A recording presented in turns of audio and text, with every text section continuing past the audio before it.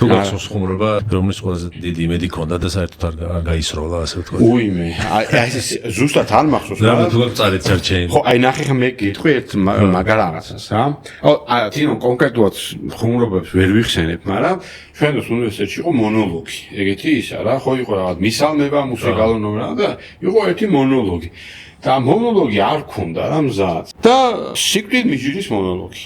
ეგეთი იყო. და ყველა გუნდს ქონოდა, ვიღაც გამოვიდა რა თქვა და ჩვენ არა გვაქვს მზად და რა ვქნა და მე ხე გავვალა რა და იმპროვიზირებულად ხე გავიდა. და წაიღო რა.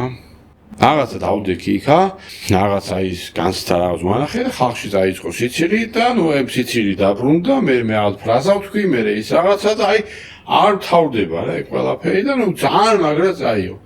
და მეგონა რომ მორჩა მე ვარ რა, მეფე ვარ. იუმორის მამა ვარ და რაღაც ჭკუაზე არა ვარ.